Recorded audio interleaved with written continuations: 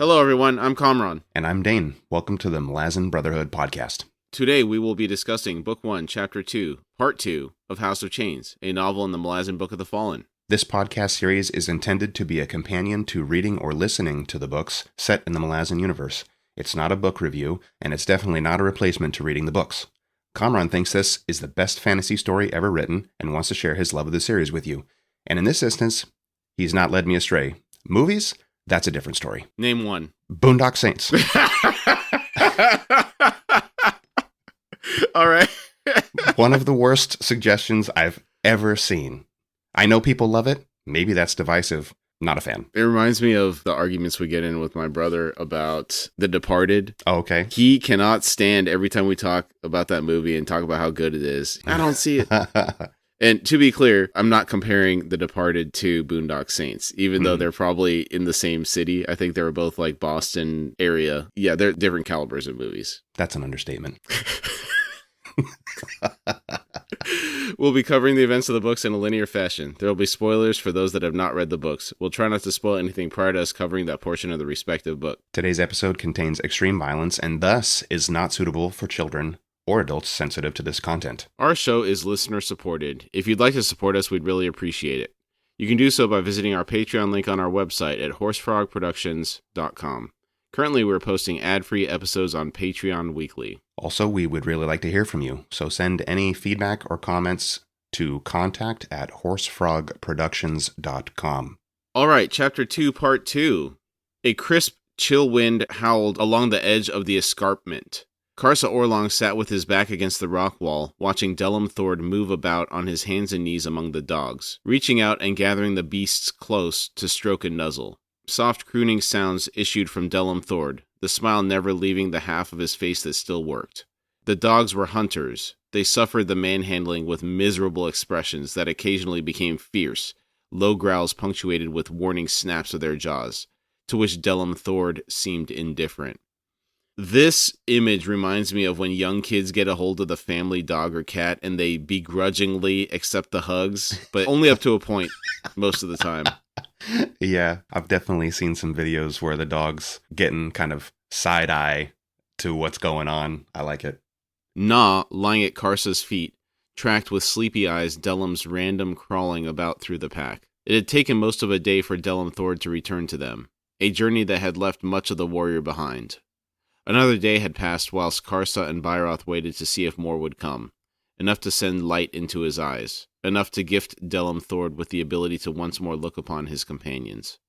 But there had been no change. He did not see them at all, only the dogs. This is rough to see Delum like that, after all the prowess he showed from then till now. But I guess on one hand, he wasn't killed, but he's definitely not himself. Yeah, it's pretty sad when you see someone that's once a really capable warrior reduced to this. I always think about the aftermath of brain injuries. It's really sad to see a lot of times what happens to people when they get really bad brain injuries. I saw something about this boxer who got hit in the back of the head. He's completely messed up. Used to be quite a specimen of an athlete, and then now his face is all slack. It's a lot like this situation where he's barely there. Yeah, it's a shame.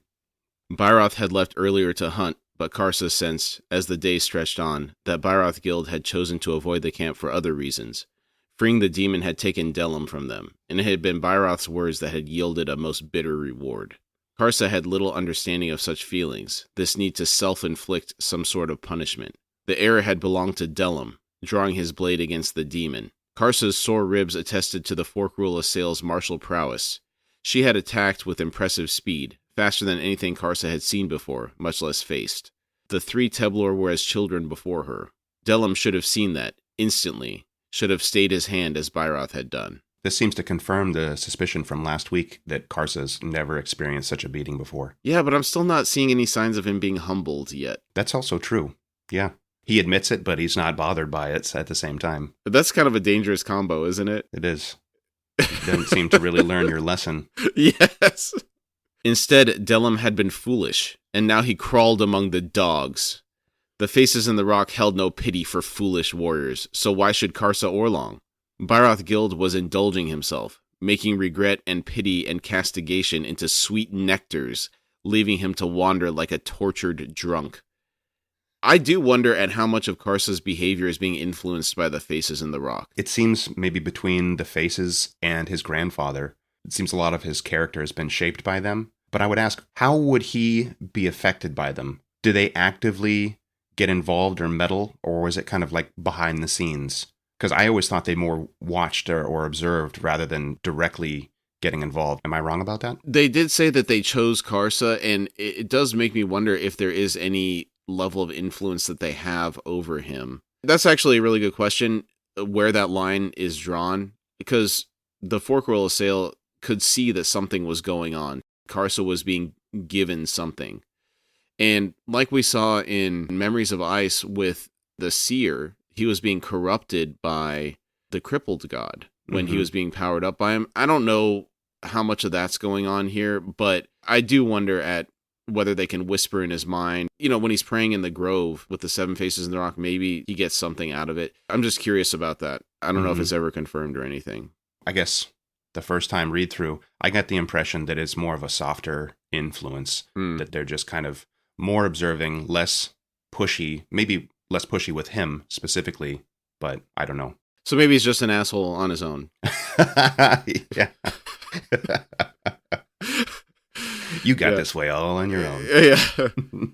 I also wonder if Karsa would have behaved as he expected Dellum to behave when one of his war party was being attacked by a threat. It sounds like armchair quarterbacking here. I agree. I definitely agree. In hindsight, it's always easy to say, he should have done that. He shouldn't have drawn his weapon. But I wonder the same thing. If the roles would have been reversed, I kind of feel like Karsa would have done something. I feel like Bairoth was dumbstruck. Maybe it happened so quick, he just didn't quickly react. And had he might have ended up the same way. Maybe all three of them, if they had all drawn their weapons. Maybe it was just too quick. If Karsa didn't have the time to react, and he's getting the 5-point palm exploding heart technique done on him that quick, he's on his back, and she's straddling him or whatever when he was on the ground and right on top of him, Dellum, I would assume, was going to do something or maybe defend himself. Who knows? Like, if she was trying to walk out of the camp, maybe Dellum thought she was going to attack him next. She saw how fast it happened to Karsa. What's your take on Karsa's assessment that Dellum should have just held? Do you think he should have just stood by? I think it would be pretty hard. If they're supposed to be companions, even if they have their little squabbles throughout this whole thing, they're still protecting each other. And the image that I have in my head is that Karsa and Bairoth are kind of next to each other and pretty close to Calm, and that Dellum was a little further away. So just that distance gave him a little bit more reaction time. And that's why he was able to do something, and Bairoth and Karsa had no time because she was so close to them. I kind of look at it as Bairoth's a big dude. He's burly, generally not that fast. Whereas Dellum, I have a different impression. He's kind of wiry and lanky and probably has a little bit faster movement. So I do think that Bairoth was also stunned because he was so confident that she'd be thankful for them freeing her that he's flabbergasted that this is happening. He didn't even conceive that they'd get attacked by her. That does make a lot of sense. And I do get a similar impression that Dellum does seem to be quicker and have maybe just that half step on the other two as far as reaction speed. Yeah. But as you said, the armchair quarterbacking, it's easy to say now that he shouldn't have done anything because something so bad happened to him. Yeah. If my friends are being attacked, you have to go in. Right. Right. Consequences be damned. Yeah. Karsa was fast running out of patience. The journey must be resumed. If anything could return Dellum Thord to himself, then it would be battle. The blood's fierce rage searing the soul awake. Footsteps from up trail. Naw's head turned, but the distraction was only momentary. Bairoth Guild strode into view, the carcass of a wild goat draped over one shoulder. He paused to study Dellum Thord, then let the goat drop in a crunch and clatter of hooves. He drew his butchering knife and knelt down beside it. Karsa said, "We have lost another day." Bairoth said, "Game is scarce," slicing open the goat's belly. The dogs moved into an expectant half-circle. Dellum followed to take his place among them. The ring of dags around the food prep is a common occurrence in my house. These dogs are expert beggars. It's ridiculous. Yeah. They love it. I've seen this plenty of times. I've had dogs over my life, growing up, and always the same. Anytime there's a little bit of, morsel of food around, they're ready, waiting, hopeful. I'll tell you, the younger husky that we have, she's like a living plush doll and very photogenic. She's perfected this thing where, have you seen the Puss in Boots animated movie? No. He does this thing where he takes his hat off and he puts it in his hands and his pupils get all big and he does like this cutesy cat look. She's perfected this look where she puts her head in your lap while you're eating and she's looking up at you. Her eyes are all big and it's the equivalent of that where she's trying to beg for food. Now, I don't appreciate hot dog breath in my face while I'm trying to eat my food. The cuteness only goes so far, if you know what I mean. Oh, but I might throw them a couple scraps if I'm cutting up some chicken or vegetables or something like that. You feeling generous? Yeah. Byroth cut through connecting tissues and began flinging blood-soaked organs to the beasts. None made a move. Karsa tapped Na on the flank and the beast rose and moved forward, trailed by its three-legged mate. Na sniffed at the offerings, each in turn, and settled on the goat's liver, while its mate chose the heart. They each trotted away with their prizes. The remaining dogs then closed in on what remained, snapping and bickering. Dellum pounced forward to wrest a lung from the jaws of one of the dogs, bearing his own teeth in the challenge. He scrambled off to one side, hunching down over his prize. Karsa watched as Na rose and trotted towards Dellum Thord. Watched as Dellum, whimpering, dropped the lung, then crouched flat, head down, while Na licked the pooling blood around the organ for a few moments, then padded back to its own meal. Grunting, Karsa said, "Na's pack has grown by one." There was no reply, and he glanced over to see Byroth staring at Dellum in horror. Karsa said, "See his smile, Byroth Guild? Dellum Thord has found happiness, and this tells us that he will come back no further. For why would he?" Byroth stared down at his bloodied hands, at the butchering knife gleaming red in the dying light. He whispered, "Know you no grief, war leader?" Karsa said, "No, he is not dead." Byroth snapped, "Better he were!" Karsa said, "Then kill him." Raw hatred flared in Byroth's eyes. He said, "Karsa Orlong, what did she say to you?" Karsa frowned at the unexpected question, then shrugged. He said, "She damned me for my ignorance, words that could not wound me, for I was indifferent to all that she uttered." Lies. Lies. Why would he hide it at this point, what she said? The only thing I can think of is that he's probably worried it would push Byroth even further away from following him, and he needs Byroth for this raid. Well, I guess in the interest of trying to not push him further away, but it doesn't seem like he cares about wounding him at all. Like, oh no, hurting his feelings. I don't know. It seems like an interesting thing to try and still keep him close, but also at a distance at the same time. It's kind of like some medium ground. Calm specifically said, if the others knew what would become of you, they would kill you now. But she's curious to see what happens. It's true. And that's the thing that I'm kind of focused on in what she said. Yeah, that's a good point. Her actual words. You're right. That's true. The other thing about this scene that was interesting to me is Karsa has no grief for the loss of his friend's faculties. And then it makes me think, are Dellum and Byroth simply a means to an end for him at this point? He's using them. There's no emotional attachment to them. You get that feeling, certainly, because all the way up to this point, you don't see him having any feelings. Byroth, you can see right now, seems to have genuine concern for his friend. And Karsa has no feelings whatsoever. He's got this brain injury. He's scrounging around with the dogs, eating scraps. And he's like, he's still alive. That's good enough. So I think you're right that they are just a means to an end for him. He's either a sociopath or he's too macho to admit that he's feeling anything. I think through this section, we'll get a little bit more of a reaction from him as things happen, where he's starting to be horrified by what he's seeing, which saying a lot for him, I guess. Okay. Byroth's eyes narrowed. He said, "You make of what has happened a jest? War leader, you no longer lead me. I shall not guard your flank in this cursed war of yours. We have lost too much." Karsa said, "There is weakness in you, Byroth Guild. I have known that all along. For years I have known that. You are no different from what Dellum has become, and it is this truth that now haunts you so. Did you truly believe we would all return from this journey without scars? Did you think us immune to our enemies?" Byroth said, "So you think..." Karsa's laugh was harsh. He said, "You are a fool, Byroth Guild. How did we come this far? Through Rathid and Sunid lands, through the battles we have fought. Our victory was no gift of the Seven.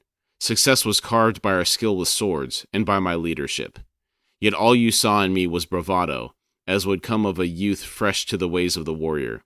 You deluded yourself, and it gave you comfort. You are not my superior, Byroth Guild, not in anything. Byroth Guild stared, eyes wide, his crimson hands trembling. Karsa growled, and now, if you would survive this journey, survive me, then I suggest you teach yourself anew the value of following. Your life is in your leader's hands. Follow me to victory, Byroth Guild, or fall to the wayside.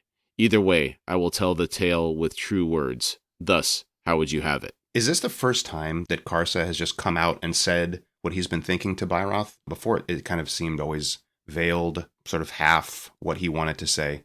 This time it was like right out. I think so. He's just been really, really condescending in his speech with him up to this point. Mm-hmm. Aggressively talking trash to him. Yeah. And the thing about it is, Byroth is definitely smarter than Karsa. And I think he's rage baiting him to force Byroth into attack here.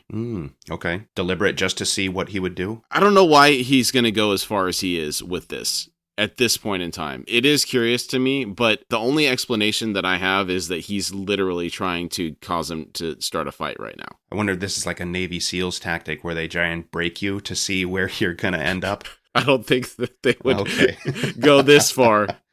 I don't know, man. Okay. I guess we'll find out. Yeah, we'll come back to that. Emotions flitted like wildfire across Byroth's broad, suddenly pale face. He drew a half-dozen tortured breaths. Karsa quietly said, I lead this pack and none other. Do you challenge me? Byroth slowly settled back on his haunches, shifting the grip of the butchering knife, his gaze settling, level now on Karsa's own. He said, We have been lovers a long time, Dallas and I.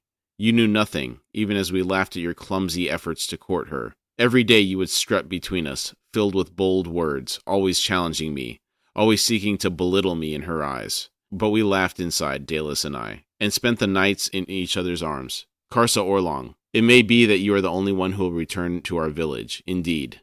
I believe that you will make certain of it, so my life is as good as ended already. But I do not fear that, and when you return to the village, war leader, you will make Dallas your wife. But one truth shall remain with you until the end of your days, and that is, with Dallas, it was not I who followed, but you. And there is nothing you can do to change that. Karsa slowly bared his teeth. He said, Dallas, my wife? I think not. No, instead I shall denounce her to the tribe, to have lain with a man not her husband. She shall be shorn, and then I shall claim her as my slave. Byroth launched himself at Karsa, knife flashing through the gloom.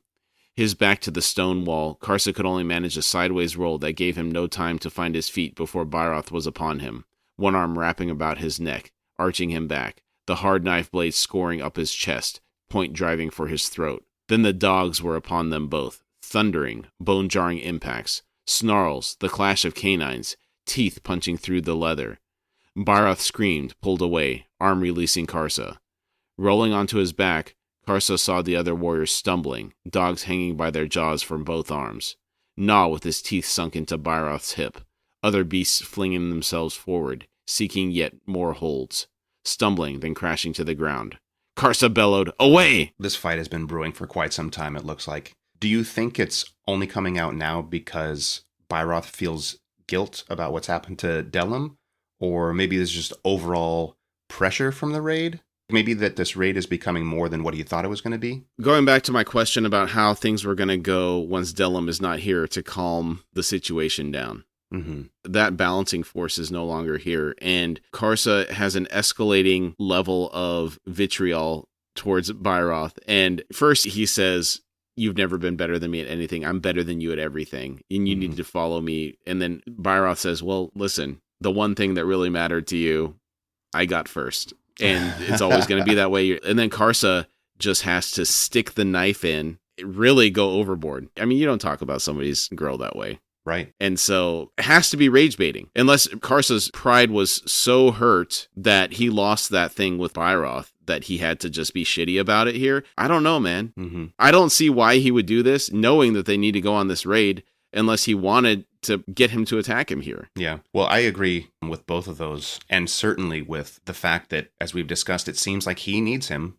He acknowledges that he kind of needs him for the upcoming raid on Silver Lake. but at the same time, he just can't help himself to wind him up to the point where this is happening. I think you're right. I think the pride is what gets him to react that way, to say that next thing that just makes this whole thing kick off. Yeah. I gotta say, I think Byroth would have killed him if those dogs hadn't intervened. He had his arm around his neck, knife going for his throat. The only thing that stopped that from happening was the dogs breaking them up. You think that he would have killed him? I don't know. He had his arm fully around his neck, like a rear naked choke. How do you get out of that? Well, I don't know. According to Karsa, he's better at everything, so he must have. He might have found a way to get out. I don't know. I guess in that regard, yes, it does seem pretty ominous for Karsa, but I guess it's hard to say overall if he could have found a way or not, because he's just so good. Yeah, but Byroth's strong, man. Yeah. That arm be like a python around your neck. You know, just python. Yeah. The dogs flinched, tore themselves free, and backed off, still snarling. Off to one side, Karsa saw as he scrambled upright, crouched Delum Thord, his face twisted into a wild smile, his eyes glittering, hands hanging low to the ground and spasmodically snatching at nothing. Then his gaze traveling past Delum, Karsa stiffened. He hissed and the dogs fell perfectly silent. Byroth rolled onto his hands and knees, head lifting. Karsa gestured, then pointed. There was the flicker of torchlight on the trail ahead, still 100 or more paces distant, slowly nearing. With the way sound was trapped within the dead end, it was unlikely the fighting had been heard. Ignoring Byroth, Karsa drew his sword and set off towards it. If Sunid, then the ones who approached were displaying a carelessness that he intended to make fatal. More likely they were lowlanders. He could see now, as he edged from shadow to shadow on the trail, that there were at least a half-dozen torches, a sizable party then. He could now hear voices, the foul tongue of the lowlanders. Byroth moved up alongside him. He had drawn his sword. Blood dripped from puncture wounds on his arms, streamed down his hip. Karsa scowled at him, waved him back. Grimacing, Byroth withdrew. The lowlanders had come to the cul-de-sac where the demon had been imprisoned. The play of torchlight danced on the high stone walls. The voices rose louder, edged with alarm. Can you imagine what it must have been like? I'm assuming this is not the first time they've been up here. And they come and they find that rock thrown off, and then they see the hole in the ground where the Fork Rule of Sail used to be. Yeah, I would imagine that a horrible sinking feeling in your stomach, like, my God. The hairs on the back of your neck, the drop in the stomach. You're like, oh yeah. At any moment, this thing could be out here trying to kill us. You know, right. God knows what they've been doing to this thing. Like, yes. Jumps down from the cliff or whatever. Yeah, that would be a terrifying feeling, something you've come up to for who knows how many years, if they come up regularly. But like, yeah, we're used to seeing this piece of stone flat and a hand sticking out, and there's nothing. Terrifying. Yeah. Karsa slipped forward in silence until he was just beyond the pool of light. He saw 9 lowlanders, gathering to examine the now empty pit in the center of the clearing. 2 were well armored and helmed, cradling heavy crossbows, long swords belted at their hips, positioned at the entrance to the cul-de-sac and watching the trail. Off to one side were 4 males dressed in earth-toned robes, their hair braided, pulled forward and knotted over their breastbones. None of these carried weapons. The remaining 3 had the look of scouts, wearing tight-fitting leathers, armed with short bows and hunting knives. Clan tattoos spanned their brows. It was one of these who seemed to be in charge, for he spoke in hard tones, as if giving commands. The other 2 scouts were crouched down beside the pit, eyes studying the stone floor. Both guards stood within the torchlight, leaving them effectively blind to the darkness beyond. Neither appeared particularly vigilant. Karsa adjusted his grip on the blood sword, his gaze fixed on the guard nearest him. Then he charged. Head flew from shoulders, blood fountaining. Karsa's headlong rush carried him to where the other guard had been standing, to find the lowlander no longer there. Cursing, the Teblor pivoted, closed on the 3 scouts, who had already scattered, black iron blades hissing from their sheaths. Karsa laughed. There was little room beyond his reach in the high-walled cul-de-sac, and the only chance of escape would have to be through him. One of the scouts shouted something, then he darted forward. Karsa's wooden sword chopped down, splitting tendon, then bone. The lowlander shrieked. Stepping past the crumpling figure, Karsa dragged his weapon free. The remaining 2 scouts had moved away from each other and now attacked from the sides. Ignoring one and feeling the broad-bladed hunting knife rip through his leather armor to score along his ribs, Karsa batted aside the other's attack and, still laughing, crushed the lowlander's skull with his sword. A backslash connected with the other scout, sent him flying to strike the stone wall. The 4 robed figures awaited Karsa, evincing little fear, joined in a low chant. The air sparkled strangely before them. Then coruscating fire suddenly unfolded, swept forward to engulf Karsa. It raged against him, 1,000 clawed hands, tearing, raking, battering his body, his face, and his eyes. Karsa, shoulders hunching, walked through it. The fire burst apart, flames fleeing into the night air. Shrugging the effects off with a soft growl, Karsa approached the 4 lowlanders. What? The first time reading this, I'm thinking, what the heck? Like, just shrugging off magics like it's nothing, walking into a 9v1 without a worry. Like, this was absolutely an amazing thing to read through. So I had that exact same reaction, including the what. I was like, what? What type of anti-sorcery abilities are in action here? I mean, that's incredible. Absolutely incredible. And I wonder, what do you think brought these lowlanders up to this place? Like, I can't imagine that it was just coincidence. They just happened to be walking up here, and then they find this. In a bit, Karsa and Bairoth guess it was in relation to the Fork-Rule Assail, and the only thing I can think of is maybe research, because these appear to be mages, monk-type individuals, so I don't know. Maybe they wanted to come up here and commune with the Fork-Rule Assail. Maybe they thought they could get some power from it or something. I don't know, man, because their magic is aspected, so I don't know what they were doing. Because the timing seems unusual. Like, they've only just, well, I guess they said they waited a day or two, right? They've been, like, waiting for Delum to come back. Mm-hmm. So they have been waiting for a day or two. So maybe there was some connection to the Fork-Rule Assail. But I don't remember. I think in a little bit we find out how long it takes to get to Silver Lake, so maybe we'll have a little bit better idea. I really think it's just they're coming here specifically for the Fork-Rule Assail, and why is the thing I'm unclear on. All right. Their expressions, calm and serene and confident a moment ago, now revealed disbelief that swiftly shifted to horror as Karsa's sword ripped into them. This is the Magi. They died as easily as had the others, and moments later the Teblor stood amidst twitching bodies, blood gleaming dark on his sword's blade. Torches lay on the stone floor here and there, fitfully throwing smoky light to dance against the cul-de-sac's walls. Bairoth Guild strode into view. He said, "The second guard escaped up the trail, war leader. The dogs now hunt." Karsa grunted. Bairoth said, "Karsa Orlong, you have slain the first group of children. The trophies are yours." Reaching down, Karsa closed the fingers of one hand in the robes of one of the bodies at his feet. He straightened, lifting the corpse into the air, and studied its puny limbs. Its small head with its peculiar braids, a face lined, as would be a Teblor's after centuries upon centuries of life. Yet the visage he stared down upon was scaled to that of a Teblor newborn. Bairoth said, "They squealed like babies. The tales are true then. These lowlanders are like children indeed." So I think in the previous bit, I started to get an idea of what the lowlanders were, but I think this is the point that I finally realized or kind of put it together, that the children they keep referring to are these lowlanders. I mean, it took me a little while, but but I got there. Yeah, but even going beyond that, they appear to be human. Yeah, that sounds accurate. So these Teblor are massive. Yeah. I mean, I guess it makes sense. If they are so huge and that a human is like a child to them, they must be massive. And imagine being stuck in that cul-de-sac and you see some 8-foot tall giant unit. Just a unit is coming around the corner with a sword. And you're just like, what? Like another one of those, what? Uh-oh. Yeah. So that sword in scale, it seems to be pretty long. So like Claymore sized, maybe bigger. Yeah.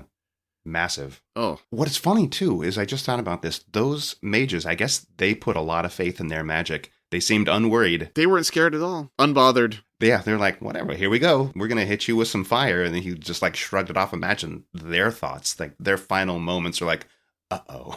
This normally works. 4 of us. And he just like walks through it. Oof. Mm-hmm. Karsa said, "Yet not," studying the aged face now slack in death. And this is in response to Bairoth saying that they are like babies. Bairoth said, "They died easily." Karsa said, "Aye, they did," and flung the body away. He went on, "Bairoth Guild, these are our enemies. Do you follow your war leader?" Bairoth said, "For this war I shall. Karsa Orlong, we shall speak no more of our village. What lies between us must await our eventual return." Karsa said, "Agreed." You know, it's interesting how quickly they were able to put that aside. 1 second they're at each other's throat. Byroth is ready to kill Karsa. And then they have this little fight, which Byroth seems to only be witness to. And now they're like, all right, we're good again. Let's go continue on with the raid. It's amazing how the external force unifies people, isn't it? Yeah, the external threat. Yeah, it's greater than this little thing that we've got going on between us. Mm-hmm. Interesting. 2 of the pack's dogs did not return, and there was nothing of strutting victory in the gaits of Na and the others as they padded back into the camp at dawn. Surprisingly, the lone guard had somehow escaped. Dellum Thord, his arms wrapped about Na's mate, as they had been throughout the night, whimpered upon the pack's return. Byroth shifted the supplies from his and Karsa's destriers to Dellum's warhorse, for it was clear that Dellum had lost all knowledge of riding. He would run with the dogs. As they readied to depart, Byroth said, "It may be that the guard came from Silver Lake, that he will bring to them warning words of our approach." From where he crouched, Karsa growled, "We shall find him." He threaded the last of his trophies onto the leather cord and went on. He could only have eluded the dogs by climbing, so there will be no swiftness to his flight. We shall seek sign of him. If he has continued on through the night, he will be tired. If not, he will be close. Straightening, Karsa held the string of severed ears and tongues out before him, studied the small, mangled objects for a moment longer, then looped his collection of trophies round his neck. He swung himself onto Havoc's back, collected the lone rein. Na's pack moved ahead to scout the trail, Dellum among them, the 3-legged dog cradled in his arms. I'm still a little surprised that these dogs are putting up with it, just getting ruffled up by Dellum constantly. Yeah, so in this case with the 3-legged dog, we've already seen Karsa put her in his lap while he's riding, so this is, I guess, the next evolution of that, where maybe she's, okay, I'm 3-legged now, so I'll put up with this. Yeah, you may be right. They set off. Shortly before midday, they came upon signs of the last lowlander, 30 paces beyond the corpses of the 2 missing dogs, a crossbow quarrel buried in each one, a scattering of iron armor, straps, and fittings. The guard had shed weight. Byroth said, "This child is a clever one. He will hear us before we see him, and will prepare an ambush." The warrior's hooded gaze flicked to Dellum, then said, "More dogs will be slain." Karsa shook his head at Byroth's words and said, "He will not ambush us, for that will see him killed, and he knows it. Should we catch up with him, he will seek to hide. Evasion is his only hope, up the cliffside, and then we will have passed him. And so he will not succeed in reaching Silver Lake before us." Surprised, Byroth asked, "We do not hunt him down?" Karsa said, "No, we ride for Bone Pass." Byroth said, "Then he shall trail us, war leader, an enemy loose at our backs." Karsa said, "A child. Those quarrels might well kill a dog, but they are as twigs to us Teblor. Our armor alone will take much of those small barbs." Byroth cut in, "He has a sharp eye, Karsa Orlong, to slay 2 dogs in the dark. He will aim for where our armor does not cover us." Karsa shrugged and said, "Then we must outpace him beyond the pass." This second guard guy, he feels a little bit like a boogeyman. First he gets away, then he's able to deal with this vicious pack of dogs. He seems pretty smart, almost like Arnold in Predator. Yeah, that's true. It's interesting that he must be quite capable to shoot 2 dogs and not have the rest of them get him. Certainly smart enough to strip the armor off so he's more mobile, less noisy. Yeah, you don't get the impression like how the Teblor are talking about him being a child and that they're just easy to kill. He seems a cut above. They continued on. The trail widened as it climbed, the entire escarpment pushing upward in its northward reach. Riding at a fast trot, they covered league after league until, by late afternoon, they found themselves entering clouds of mist, a deep roaring sound directly ahead. The path dropped away suddenly. Reining in amidst the milling dogs, Karsa dismounted. The edge was sheer. Beyond it, and on his left, a river had cut a notch 1,000 paces or more deep into the cliffside, down to what must have been a ledge of some sort, over which it then plunged another 1,000 paces to a mist-shrouded valley floor. A dozen or more thread-thin waterfalls drifted out from both sides of the notch, issuing from fissures in the bedrock. The scene, Karsa realized after a moment, was all wrong. They had reached the highest part of the escarpment's ridge. A river, cutting a natural route through the lowlands, did not belong in this place. Stranger still, the flanking waterfalls poured out from riven cracks, not one level with another, as if the mountains on both sides were filled with water. Byroth shouted, "Karsa Orlong! Someone, an ancient god perhaps, has broken a mountain in half. That notch, it was not carved by water.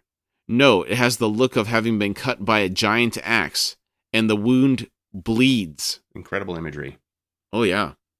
Who do we know that can do this type of damage to the land with a weapon? Is this evidence of Caladan Brood losing his temper in the past? It does make you wonder, but it's curious because he seemed to have shown so much restraint. It seems to only, that we know of so far, only one person's been able to get under his skin. He's able to get under pretty much anybody's skin.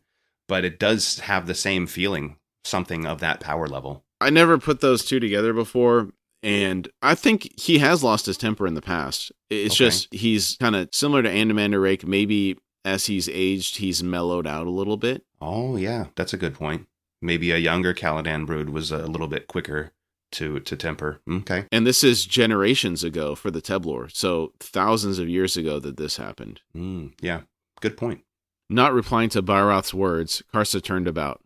Directly on his right, a winding, rocky path descending on their side of the cliff, a steep path of shale and scree, gleaming wet.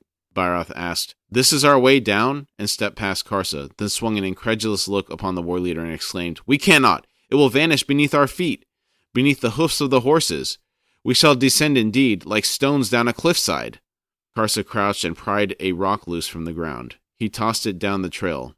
Where it first struck, the shale shifted, trembled, then slid in a growing wave that quickly followed the bouncing rock, vanishing into the mists, revealing rough, broad steps, made entirely of bones. Ooh. Who made these steps, I wonder? This is a huge question for me, and I have an idea that we'll come to in a minute. All right. Karsa murmured, "It is as Palk said," before turning to Bairoth. He went on, "Come, our path awaits." Bairoth's eyes were hooded. He said, "It does indeed, Karsa Orlong. Beneath our feet there shall be a truth." Karsa scowled, then said, "This is our trail down from the mountains. Nothing more, Bairoth Guild." Bairoth shrugged and said, "As you say, war leader." Karsa in the lead, they began the descent. The bones were lowlander in scale, yet heavier and thicker, hardened into stone. Here and there, antlers and tusks were visible, as well as artfully carved bone helms from larger beasts. An army had been slain, their bones then laid out, intricately fashioned into these grim steps.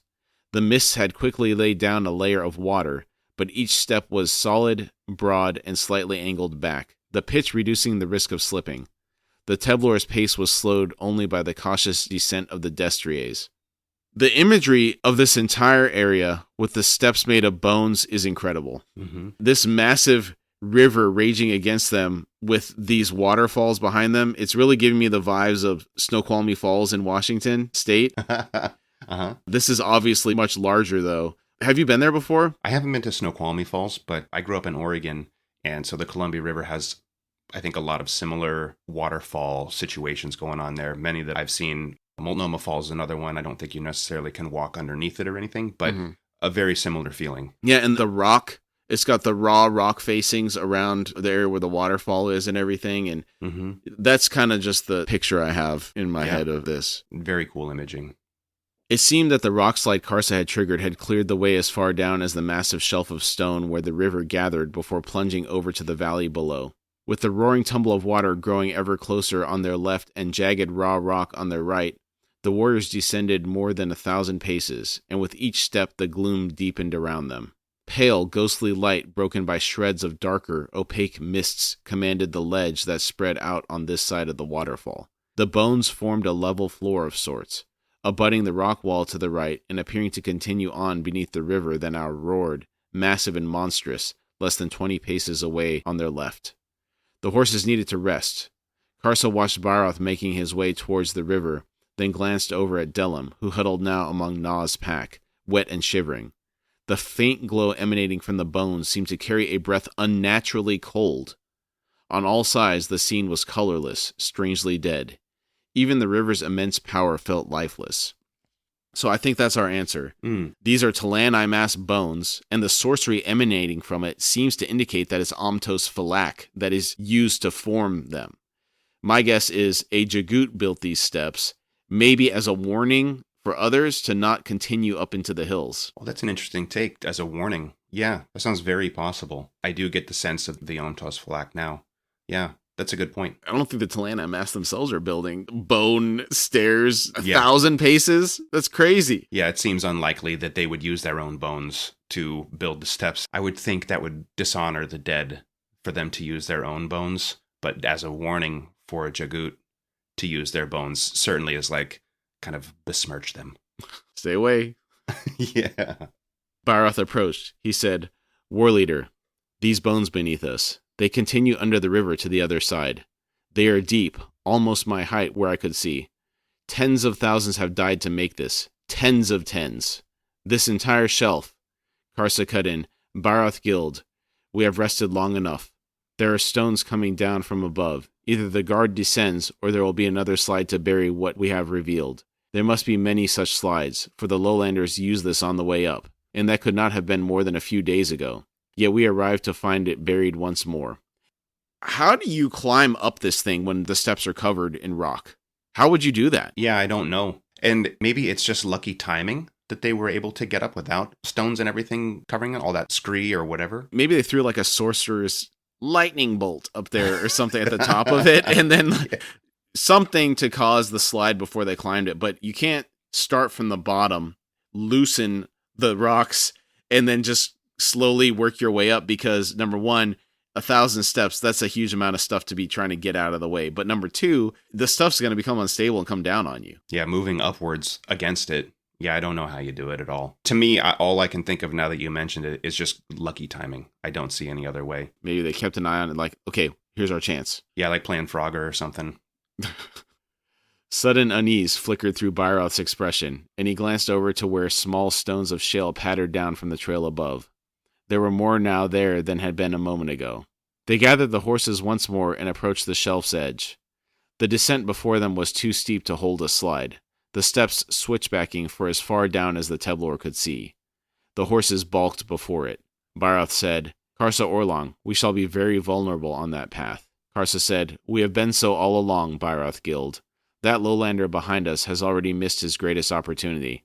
That is why I believe we have outdistanced him, and that the stones we see falling from above pretend another slide and nothing more." With that, Karsa coaxed Havoc forward onto the first step. 30 paces down, they heard a faint roar above them, a sound deeper in timber than the river. A hail of stones swept over them, but at some distance out from the cliff wall.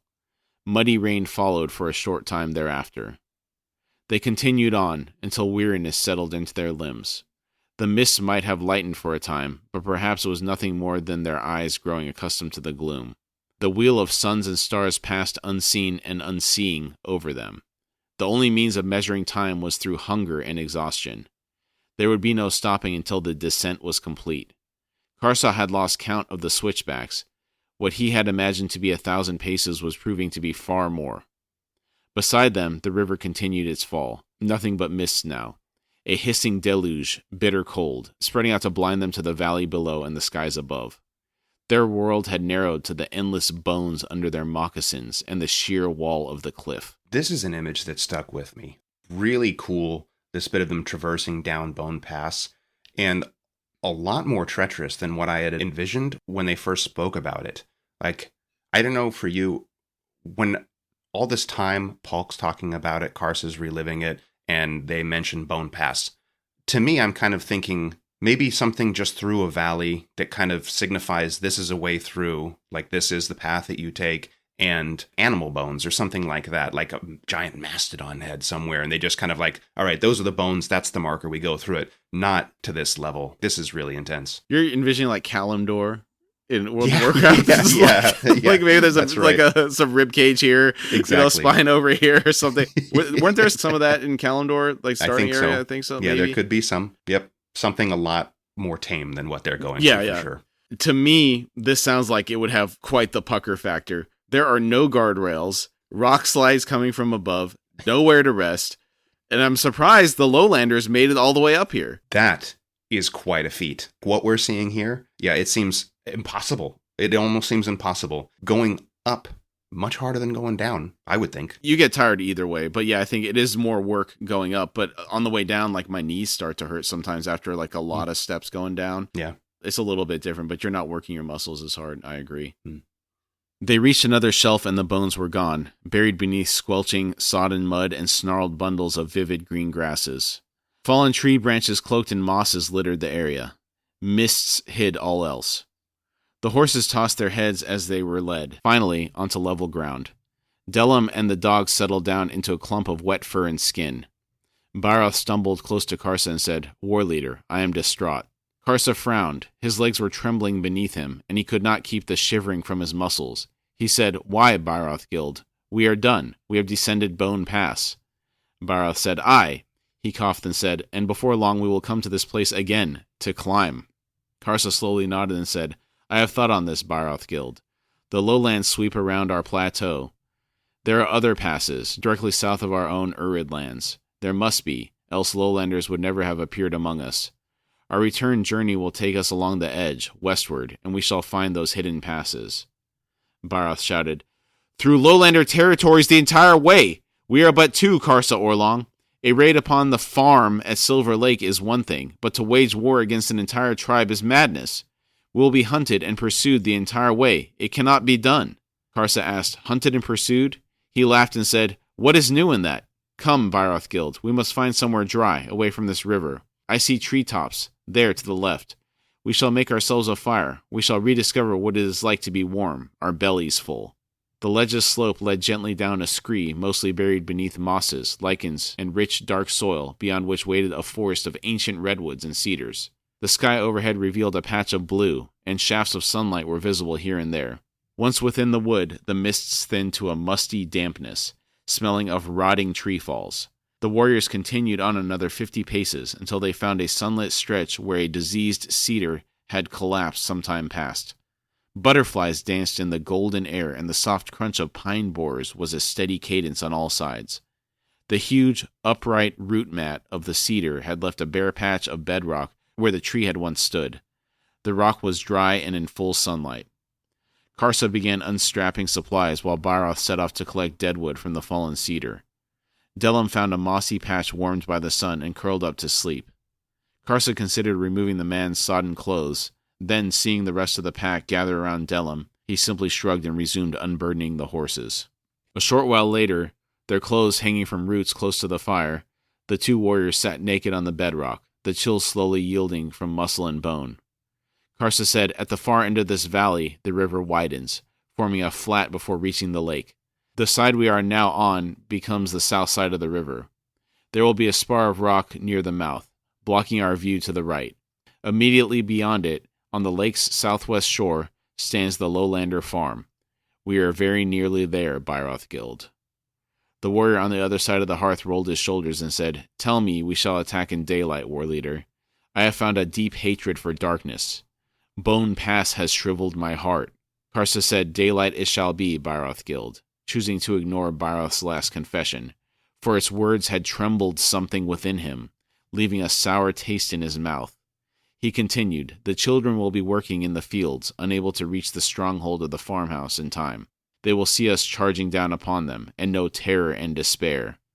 Barath said, "This pleases me, war leader." Even down a man, Karsa seems undeterred about continuing on with this raid. There's still not a doubt in his mind, it seems. He pushes his doubts aside, and I guess you can ignore them and just keep pushing through. Yeah.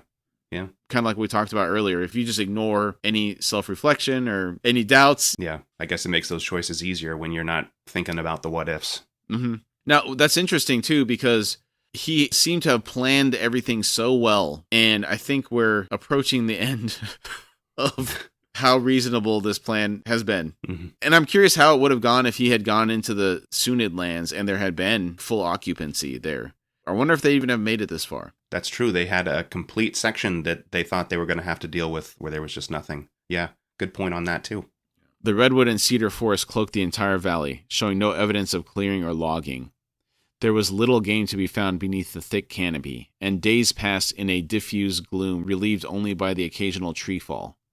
The Tebblor's supply of food quickly dwindled, the horses growing leaner on a diet of blue leaf, cullen moss, and bitter vine, the dogs taking to eating rotten wood, berries, and beetles. Midway through the fourth day, the valley narrowed, forcing them ever closer to the river. Traveling through the deep forest, away from the lone trail running alongside the river, The Teblor had ensured that they would remain undiscovered, but now, finally, they were nearing Silver Lake. They arrived at the river mouth at dusk, the wheel of stars awakening the sky above them. The trail flanking the river's boulder-strewn bank had seen recent passage, leading northwestward, but no sign of anyone's returning. The air was crisp above the river's rushing water. A broad fan of sand and gravel formed a driftwood-cluttered island where the river opened out into the lake. Mists hung over the water, making the lake's far north and east shores hazy.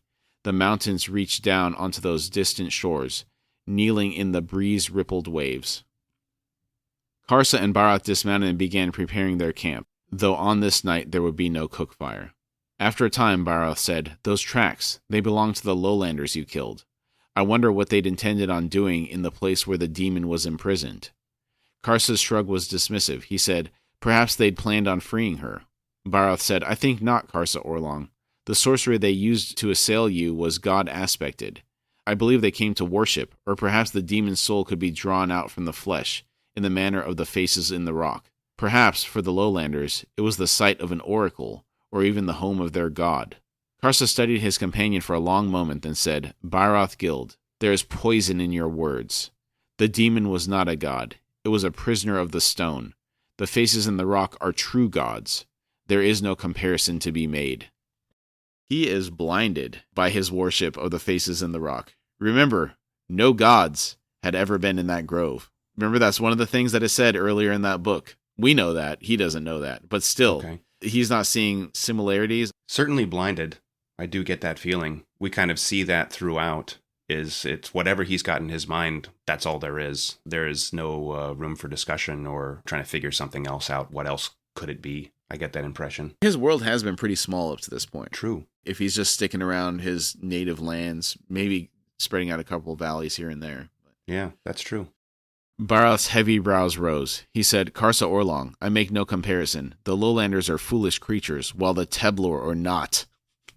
The lowlanders are children and are susceptible to self-deception. Why would they not worship that demon? Tell me, did you sense a living presence in that sorcery when it struck you?" Karsa considered, then said, "There was something. Scratching and hissing and spitting. I flung it away, and it then fled. So, it was not the demon's own power." Barath said, "No, it wasn't, for she was gone. Perhaps they worshipped the stone that had pinned her down. There was magic in that as well."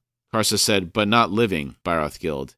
I do not understand the track of your thoughts, and I grow tired of these pointless words." I found this interesting, and I think most of what we've seen from magic so far is someone casting fireball or whatever, and then something else dies. I guess with the exception of some of the Makra and things like that, but Karsa feels it. He hears it.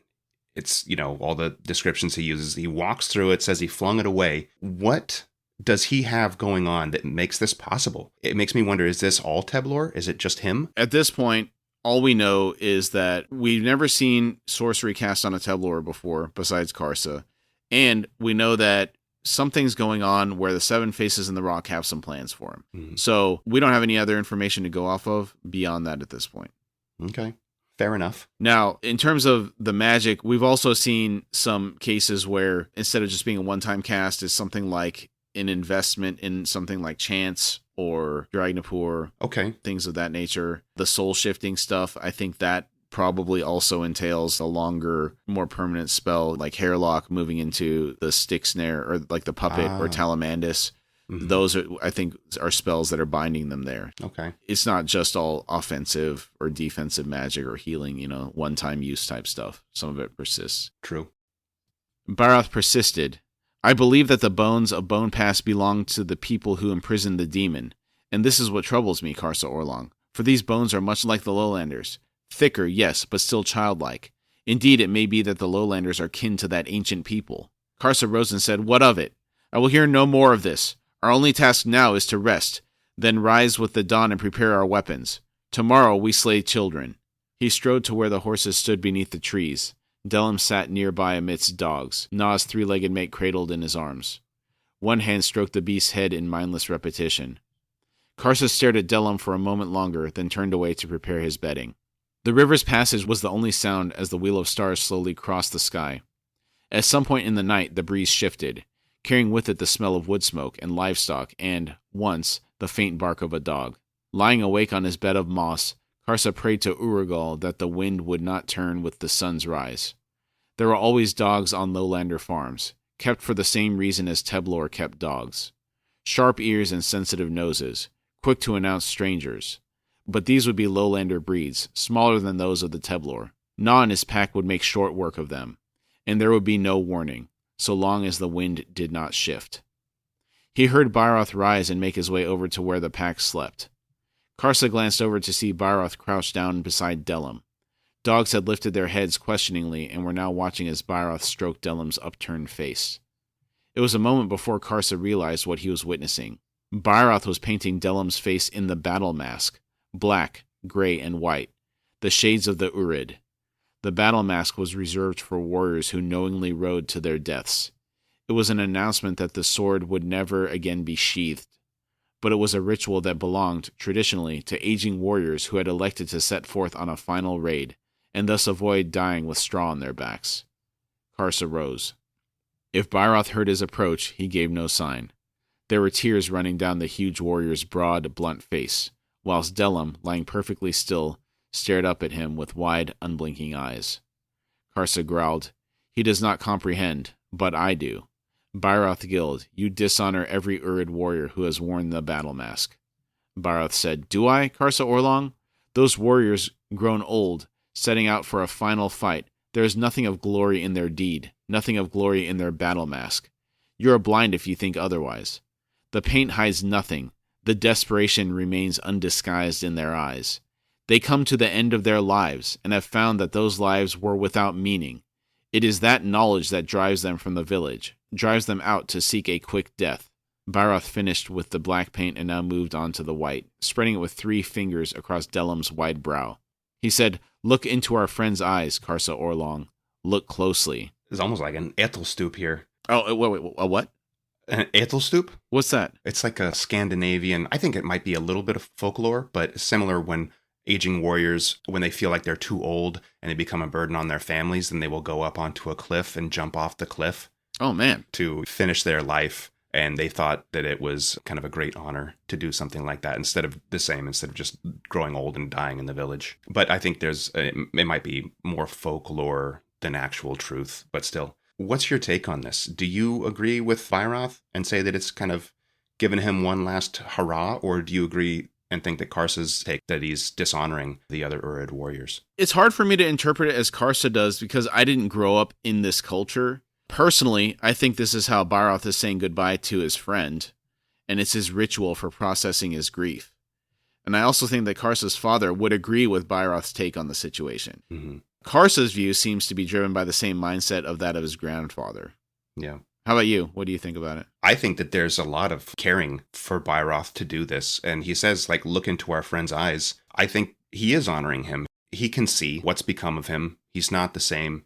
And if they are going into this village and he's acting like a dog, there's a high likelihood that he doesn't make it back. So I agree with Bairoth. I think that he's doing something thoughtful for his friend. Mm-hmm. Karsa muttered, "I see nothing," shaken by Bairoth's words. Bairoth said, "Delim sees the same, war leader. He stares at nothing. Unlike you, however, he does not turn away from it. Instead, he sees with complete comprehension, sees and is terrified." Karsa said, "You speak nonsense, Bairoth Guild." Bairoth said, "I do not. You and I, we are Teblor. We are warriors. We can offer Delim no comfort." And so he holds on to that dog, the beast with misery in its eyes. For comfort is what he seeks now. It is indeed all he seeks. Why do I gift him the battle mask? He will die this day, Karsa Orlong, and perhaps that will be comfort enough for Delim Thord. I pray to Urgol that it be so.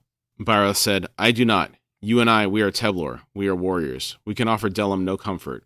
And so he holds on to that dog, the beast with misery in its eyes. For comfort is what he seeks, now. It is indeed all he seeks. Why do I gift him the battle mask? He will die this day, Karsa Orlong, and perhaps that will be comfort enough for Delim Thord. I pray to Urgol that it be so. Karsa glanced skyward, then said, "The wheel is nearly done. We must ready ourselves." Bairoth said, "I am almost finished, war leader." The horses stirred as Karsa rubbed blood oil into his sword's wooden blade. The dogs were on their feet now, pacing restlessly. Bairoth completed his painting of Delim's face and headed off to attend to his own weapons. The three-legged dog struggled in Delam's arms, but he simply held the beast all the tighter, until a soft growl from Na made the whimpering warrior release it. Karsa strapped the boiled leather armor onto Havoc's chest, neck, and legs. When he was done, he turned to see Bairoth already astride his own horse. Delam's destrier had also been armored, but it stood without a rein. The animals were trembling. Bairoth said, "Warleader, your grandfather's descriptions have been unerring thus far. Tell me of the farmstead's layout." Karsa said, "A log house the size of 2 Urid houses, with an upper floor beneath a steep roof. Heavy shutters with arrow slits. A thick, quickly barred door at the front and at the back. There are 3 outbuildings. The one nearest the house and sharing one wall holds the livestock. The other is a forge, whilst the last one is of sod and likely was the first home before the log house was built. There is a landing on the lake shore as well, and mooring poles. There will be a corral for the small lowlander horses." Bairoth was frowning. He asked, "Warleader, how many generations have passed since Palk's raid?" Wow, what an excellent question. Yeah. I'm sure it's exactly as it was such a long time ago. Yeah. Huh. Yeah. It's going to be a mystery, I guess. Karsa swung himself onto Havoc's back. He shrugged in answer to Bairoth's question and said, "Enough! Are you ready, Bairoth Guild?" Bairoth said, "Lead me, Warleader." Karsa guided Havoc onto the trail beside the river. The mouth was on his left. To the right rose a high, raw mass of rock, treed on top, leaning out towards the lake shore. A wide strand of round-stoned beach wound beneath the pinnacle and the lake. The wind had not changed. The air smelled of smoke and manure. The farm's dogs were silent. Karsa drew his sword, angled the glistening blade near Havoc's nostrils. The destrier's head lifted, trot to canter, onto the pebbled beach. Lake on the left, rock wall sliding past to the right. Behind him, he heard Bairoth's horse, hoofs crashing down into the stones, and, further back, the dogs, Delam and his horse, the latter lagging to stay alongside its once master. I wonder why give the horse a little sniff of the blood oil, but not the dogs. What would the dogs be like if they rubbed a bit into their noses? Cujo. They'd go crazy. Cujo. Maybe a little bit too much, huh? Yeah, I think so. Maybe they turn on their owners instead. I just think they'd bite you immediately or something. That's funny. Interesting. The Rathid war chief's wife, think of what she said it did to her. She tried to bite her husband's neck open. Yeah. Wild hunting dogs, I guess, would be another escalation. Yeah. Once clear of the pinnacle, they would shift hard right, and in moments be upon the unsuspecting children of the farm. Canter to gallop. Rock wall vanishing. Flat planted fields. Gallop into charge. The farm, smoke-blackened ruins barely visible through tall corn plants, and just beyond it, sprawled all along the lake's shore and back, all the way to the foot of a mountain, a town. Tall stone buildings, stone piers, and wood-planked docks and boats crowding the lake's edge. A wall of stones enclosing most of the structures inland, perhaps the height of a full-grown lowlander. A main road, a gate flanked by squat, flat-topped towers. Wood smoke drifting in a layer above the slate rooftops. Figures on those towers. More lowlanders, more than could be counted, all scurrying about now, as a bell started clanging. Running towards the gate from the cornfields, farming implements tossed aside. That sounds like some significant growth has happened since Palk came here. This sounds like an incredibly bad idea now. Yeah, a town. Like, not a village, a not town. Not a farmhouse. Right. And you would think, like that right there, you come around and you see that, like, maybe take a beat and let's reevaluate. I don't know. That's not what I heard. Maybe scout a little bit. Yeah. Maybe humans are like rats to them. The Teblor life cycle is so much longer than ours that maybe there's not a conception of how long it takes us to breed and how long it would take to fully populate this. And it sounds like this isn't even just one family. There's been a concerted effort to move to this place over this period of time as well. Maybe the first people were establishing it, but then like trade starts happening and more people move here. The lake has fishing, stuff like that. That's a good point about just not conceptualizing the lifespan of the lowlanders. Yeah, they just didn't even give it a consideration that generations can breed improvement in the ways that they have. Bairoth was bellowing something behind Karsa. Not a war cry, A voice pitched with alarm. Karsa ignored it, already closing in on the first of the farmers. He would take a few in passing, but not slacken his pace. Leave these children to the pack. He wanted the ones in the town, cowering behind the now closing gate, behind the puny walls. Sword flashed, taking off the back of a farmer's head. Havoc ran down another, trampling the shrieking woman under his hooves. The gate boomed as it shut. Karsa angled Havoc to the left of it, eyes on the wall as he leaned forward. A crossbow quarrel flitted past, striking the furrowed ground 10 paces to his right. Another whistled over his head. No lowlander horse could clear this wall, but Havoc stood at 26 hands, almost twice the height and mass of the lowlander breeds. And, muscles bunching, legs gathering, the huge destrier leapt, sailing over the wall effortlessly. I had to look into this to get a scale of how big this is, and we get a taste of it when he first encountered the lowlanders in the cul-de-sac. But a Clydesdale is like 18 hands high, and one hand is 4 inches, and I guess these are human hands, and a thoroughbred is like 16 hands. So at 26, this is massive. Yeah, 26 Teblor hands. Yeah. Considerably bigger, right? 26 human hands is roughly 104 inches. That's big, man. In the sentence, it says almost twice the height and mass of the lowlander breeds. Yeah. I mean, and this is to the shoulders, too. The withers, from what I understand, is always, like, that's the consistent height. It's always to the front shoulders. Yeah. So, I mean... How tall is this thing? Yeah, it's enormous. What, like 12 feet tall? Like, how tall is it? It's got to be. I mean, I don't know. I'm not... Hold on. Let's do that math instead of inches. 120 inches would be 10 feet. And we're assuming it's a little bit bigger than our measurements. Yeah. But that's to the shoulders. So you're right. Like, that's got to be like 12, 13 feet, something. Jesus. Okay. One time we went to the fair, and they have a tent where it's like, pay 50 cents. It's probably $3 now. This was when I was a kid, right? But pay 50 cents, see the world's largest horse.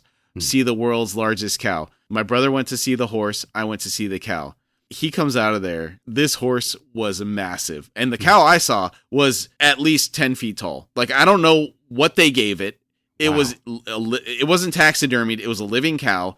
It was huge. And I imagine the horse was equally as large. So it's got to be something like that size. Yeah.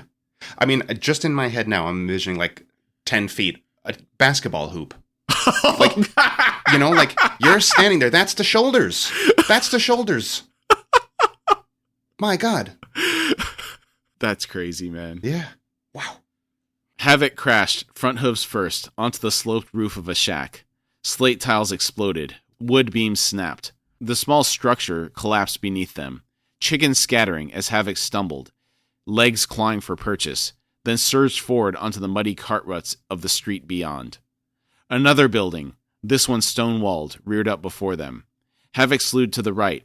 A figure suddenly appeared at the building's entrance, a round face, eyes wide. Karsa's crossover chop split the lowlander's skull where he stood just beyond the threshold, spinning him in place before the legs folded beneath him. Hoofs pounding, Havoc swept Karsa down the streets towards the gate. He could hear slaughter in the fields and the road beyond. Most of the workers had been trapped outside the town, it seemed. A dozen guards had succeeded in dropping a bar and had begun fanning out to take defensive positions when the war leader burst upon them. Iron Helm crunched, was torn from the dying child's head as if biting at the blade as it was dragged free. A backhand slash separated another child's arm and shoulder from his body. Trampling a third guard, Havoc pivoted, flinging his hindquarters around to take a fourth child, sending him flying to crash up against the gate, sword spinning away. A long sword, its blade as puny as a long knife's to Karsa's eyes, struck his leather-armored thigh, cutting through 2, perhaps 3 of the hardened layers, before bouncing away. Karsa drove his sword's pommel into the lowlander's face, felt bone crack. A kick sent the child reeling. Figures were scattering in panic from his path. Laughing, Karsa drove Havoc forward. He cut down another guard, whilst the others raced down the street. Something punched the Teblor's back, then a brief, stinging blossom of pain. Reaching over, Karsa dragged the quarrel free and flung it away. He dropped down from the horse, eyes on the barred gate. Metal latches had been locked over the bar, holding the thick plank in place. Taking 3 strides back, Karsa lowered one shoulder, then charged it. The iron pins holding the hinges between blocks of mortared stone burst free with the impact, sending the entire gate toppling outward. The tower on Karsa's right groaned and sagged suddenly. Voices cried out inside it. The stone wall began to fold. Cursing, the Teblor scrambled back towards the street as the entire tower collapsed in an explosion of dust. Through the swirling white cloud, Bairoth rode, threads of blood and gore whipping from his blood sword, his mount leaping to clear the rubble. The dogs followed, and with them, Delim and his horse. Blood smeared Delim Thord's mouth, and, Karsa realized, with a faint ripple of shock, that the warrior had torn out a farmer's throat with his own teeth, as would a dog. Wow. Can we take a minute to talk about Karsa just shouldering this wall down? I mean, what a beast. Like, I guess when you take their size into consideration, I'm going to just shoulder this giant door that these humans are using to keep out everything. I'm just going to knock this thing down and take the wall with it while I'm at it. Amazing. It reminds me of the Conan the Destroyer movie where they're lifting that door and Bombata and him are holding up this metal door with the mechanism that's trying to lower it. Mm-hmm. It just has that feel of them being able to overpower their environment. Yeah, larger than life kind of thing. Just knock everything out of the way. Incredible. Yeah. All right, we're going to stop there, and we'll pick up the chapter where we left off next week. For standout moments. Delim, unfortunately losing his mind with that punch from Calm, but he's still with us. And we see right here that he's still getting it done. I don't like seeing what's become of him. The brain injury stuff always really freaks me out because it kind of reminds you of how fragile we really are. Yeah, very true.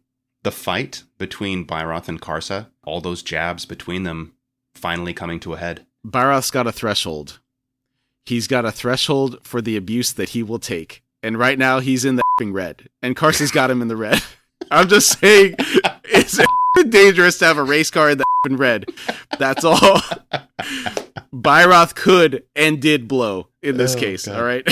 Yeah. Joking aside, I think Karsa baited him into that fight. Yeah. Maybe it was the wounded pride aspect of it, where he could not stand that Bairoth beat him at anything, and the object of his desire is what he lost in that, and that was too much. So he had to really say the worst thing he could. Yeah. I mean, he didn't even suspect it, obviously.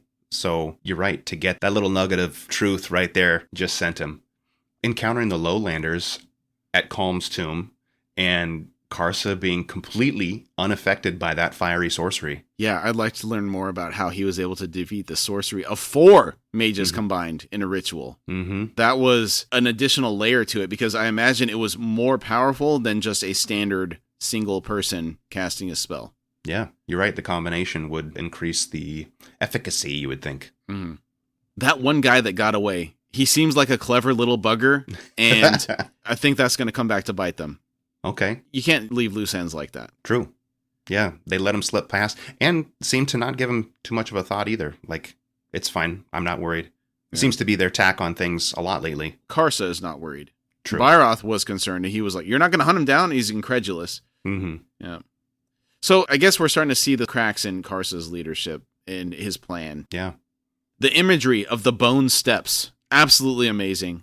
Mm-hmm. I can't imagine how many bodies it took to build those and what a toll the Talan Imas took in creating those bones, I guess, for that. Yeah. I am unclear on why those steps were built, whether it was a warning or it was actually, hey, this is the best material I have available to get to my home from the valley.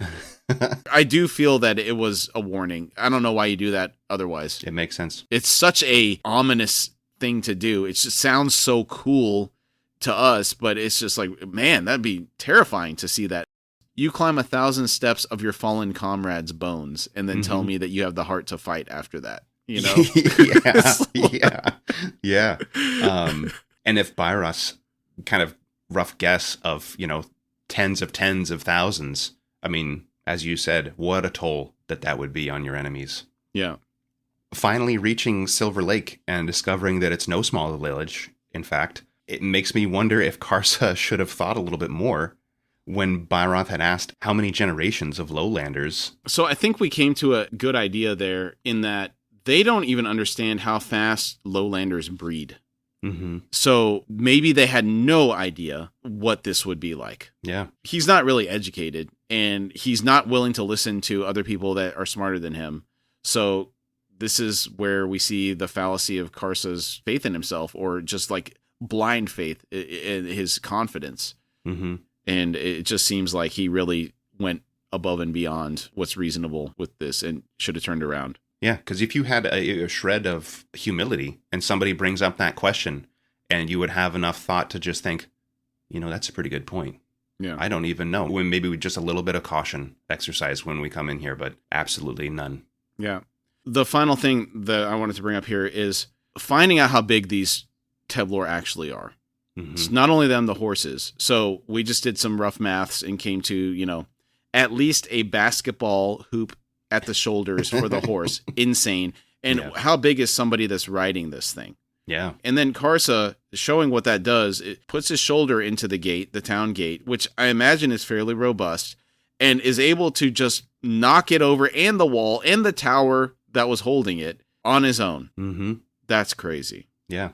Flip this around for a second, too, because we've been looking at it through the Teblor's eyes, and they're looking at the kids, or what they're calling children, humans, that are so small, coming up to his waist, presumably, or something like that. Flip that around. And you're in a town, and all of a sudden you see this behemoth strode in on a giant horse. Imagine the terror that's got to incite. Yeah. When you see that. That's a great point, because I don't know how often these raids are happening with the Teblor coming down here, because the Urid are pretty far away. There's 2 valleys closer. How many years happens between each of these raids? We're in our 40s. It could be our entire lifetime you've never seen one of these things. Yeah. And complacency sets in. Day after day, you're just out there tending to the crops, nothing's happening, and then like lightning, a 14-foot tall horse comes flying out of nowhere. You're out in the field. What do you do? The thing's probably going 50 miles an hour at least. Yeah. You're done. Yeah. It's not like you've got tornado sirens or something sounding off like... They had bells. A few, but only once they saw them. Only once they saw them, yeah. Yeah. No early warning. Just there they are. Crazy stuff. All right, great job today. Thank you. Good episode.